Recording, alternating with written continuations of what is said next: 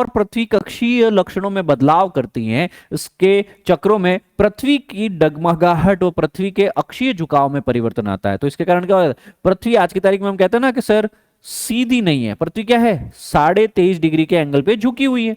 तो यह जो 23.5 डिग्री का जो एक्सियल बेंट है, अक्षीय झुकाव है, वो कभी 22 डिग्री रह सकता है, कभी 24 डिग्री होगा, कभी 19 भी हो सकता है, तो कभी 25 भी हो सकता है। तो ये सारी चीजें क्यों, क्योंकि पृथ्वी अपनी कक्षा के अंदर लगातार क्या करती है, बदलाव करती रहती है। और जब पृथ्वी की कक्षा में बदलाव आता है, इन सभी कारकों से अक्षीय झुकाव में बदलाव आता है, और इस दोलन से, इस चेंज से पृथ्वी सूर्य से प्राप्त करने वाले सूर्य के ताप में भी बदलाव होता है। और सूर्य का ताप में बदलाव हुआ मतलब सूर्य से कितनी एनर्जी रिसीव की, ज्यादा एनर्जी रिसीव की तो तापमान ज्यादा, कम की तापमान कम, तो जलवायु परिवर्तन होता है सर उससे भी। ठीक है, आप देख पा रहे हैं एसेंट्रिसिटी यहां पे बताई जा रही है आपके पास में। अर्थ का जो ये बैंड है वो लगातार बेसिकली सेम नहीं रहता है। कई बार जब पृथ्वी अपनी कक्षा चेंज करती, देखो पहले ऑर्बिट ये हुआ करती थी, ठीक है ना, अब ऑर्बिट जो है पृथ्वी ने चेंज कर लिए, तो इसके कारण क्या हुआ है आपके पास में, लगभग आपके पास में 41,000 वर्ष 26,000 वर्ष के ड्यूरेशन के अंदर क्या होता है, ये जो बेंड है ना, एक्सियल बेंड है ना,